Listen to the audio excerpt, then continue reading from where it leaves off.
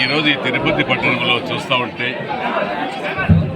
రాష్ట్రంలో ఎలా రాక్షస పాలన జరుగుతూ ఉందో దానికంటే నాలుగింతలు ఎక్కువగా తిరుపతి పట్టణంలో రాక్షస పాలన సాగుతూ ఉండేదానికి నిదర్శనం ఇప్పుడు గత 3-4 రోజులుగా తిరుపతి పట్టణంలో చూస్తున్నాం. మా నాయకుడు పవన్ కళ్యాణ్ గారు శాంతియుతంగా 99 సార్లు చూస్తాం. ఇంకా ఆఖరికి శాంతియుతంగా ఫలించలేదనుకుంటే యుద్ధంలో దిగడమే తప్పదు అని చెప్పడం కూడా జరిగింది. రాష్ట్రంలో ఈరోజు తిరుపతిలో ఈరోజు చూస్తుంటే మేము ఎన్నికల నిమిత్తం ఎన్నికల అధికారుల దగ్గర పర్మిషన్ తీసుకొని ఎన్నికలు ప్రశాంతతగా ఇంటింటికి వెళ్ళి ఎన్నికలకు గాజు గ్లాసు గుర్తుకు పవన్ కళ్యాణ్ గారి అభ్యర్థి గాజు గ్లాసు గారి గుర్తుకు ఓటేయాలని Telugu Desam party, BJP party, Janasena party 3 పార్టీల నాయకులతో కలిసి ఇంటింటికి అభ్యర్థిస్తున్న జరుగుతుంది. మేము పోయే దారులలో అడ్డం వచ్చి దారి వదలకుండా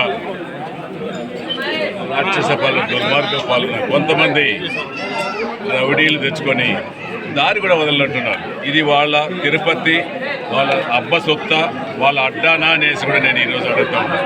ఇది కడప కాదు, ఇది చిత్తూరు జిల్లా పుణ్యక్షేత్రం తిరుపతి, తిరుమల వెంకటేశ్వర స్వామి ఉండే నిలయము. రోజుకు లక్షలాది మంది భక్తులు వస్తున్నారు.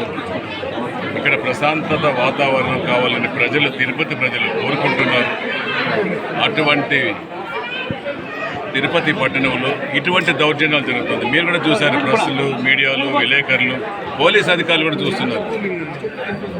ప్రేక్షక పత్రం వహిస్తున్నారు పోలీసులు. నేను ఒకటే అడుగుతున్న అధికారులని, ఎందుకు మీరు ఈ విధమైన సంస్కృతి ఒక అధికార పార్టీకి తొత్తులుగా వ్యవహరిస్తున్నారు?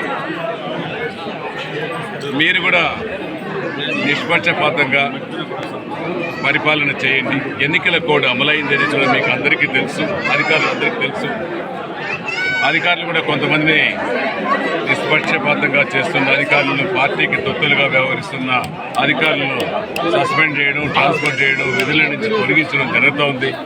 దయచేసి ఇటువంటి అరాచకాలు ఈరోజు ఇంకా మీదట మొదలైతే ఖచ్చితంగా కూడా మేము నిరాహార దీక్ష చేస్తాం. శాంతియుతంగానే పోరాడతాం. మేము అన్ని విషయాలు కూడా అధినేతలు, తెలుగుదేశం పార్టీ అధినేత నారా చంద్రబాబు నాయుడు గారికి, అదేవిధంగా జనసేన అధ్యక్షులు పవన్ కళ్యాణ్ గారికి తీసుకెళ్తాం.